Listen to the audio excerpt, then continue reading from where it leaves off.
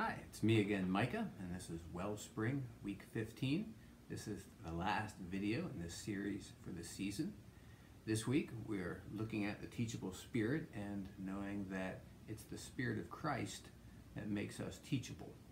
So, for Monday, read through the passage with your team, and as you read, invite them to consider and think about what this passage says about having a teachable spirit and why it's important. Let's look at the scripture together. 1 Corinthians chapter 2, verses 11 through 16. For who among men knows the thoughts of a man, except the spirit of the man which is in him? Even so, the thoughts of God no one knows, except the Spirit of God. Now we have received not the spirit of the world, but the Spirit who is from God, so that we may know the things freely given to us by God, which things we also speak, not in words taught by human wisdom, but in those taught by the Spirit, combining spiritual thoughts with spiritual words. But a natural man does not accept the things of the Spirit of God, for they are foolishness to him, and cannot understand them, because they are spiritually appraised. But he who is spiritual appraises all things, yet he himself is appraised by no one.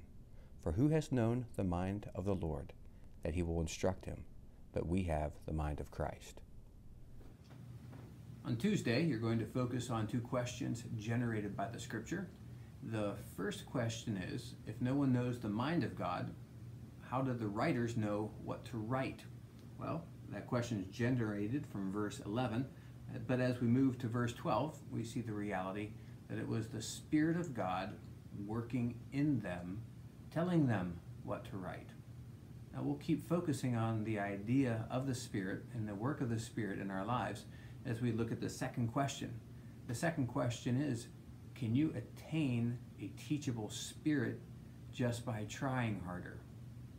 And that's like asking, can you make yourself grow? You could look at your team and say, all right, I'd like each one of you to be 6 foot tall by next week, at least 6 foot tall. Go home, do it. Well, we can't make ourselves grow, neither can we make ourselves grow in the Spirit. It's the work of God that He's accomplishing in us, just like we can't understand the Spirit of God or the mind of God without the Spirit of God working in us. Verses 11 and 12 again. Now we have received not the spirit of the world, but the Spirit who is from God, so that we may know the things freely given to us by God, which things we also speak, not in words taught by human wisdom, but in those taught by the Spirit, combining spiritual thoughts with spiritual words. Now we see, if we're trying to make ourselves grow, if we're just trying to have a teachable spirit based on our own abilities, our own strength, our own efforts, we see that we can't accomplish these things. Verse 14, but a natural man does not accept the things of the Spirit of God, for they are foolishness to him, and he cannot understand them because they are spiritually appraised.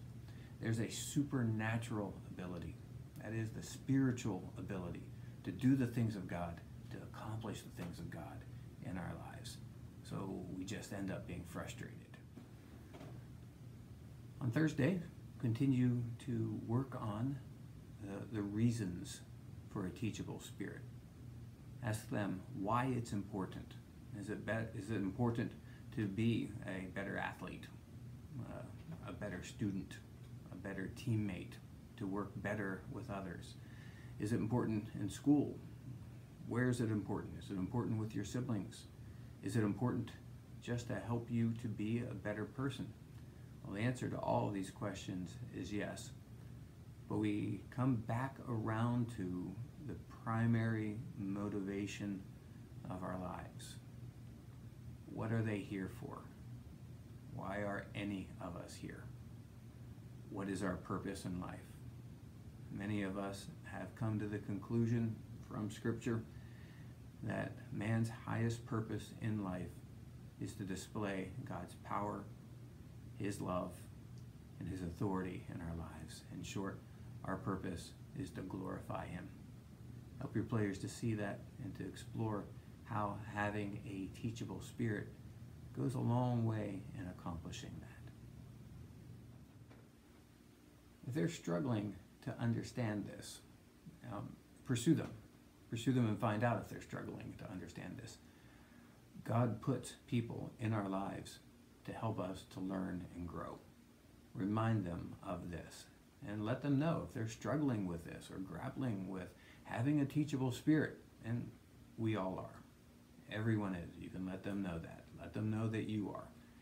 Ask them who they can talk to that can help them to understand the scriptures and help them to understand what it means to trust Jesus as the prophet and the priest and the king, and urge them in that direction to have people who are helping them and teaching them. Friday's our review. This is your opportunity to ask questions, to get them to reflect on what they've learned in this past week and even what they've learned through the whole season. Don't be too discouraged if they don't seem to have gotten much. We plant seeds and we water seeds, but God gives the growth. Sometimes the most we hope for is someday down the road in some circumstance, one of the scriptures that we have read to them or that we have talked to them about, they're reminded of it. And they start to grow as someone else waters and fruit is produced in their lives. Sometimes we have that beautiful opportunity to see that fruit in their lives. Keep praying for your team. Keep watching for growth in their lives.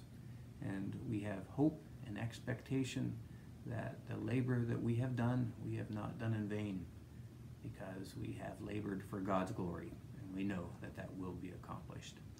This is Wellspring, wrapping up the season. May God bless you.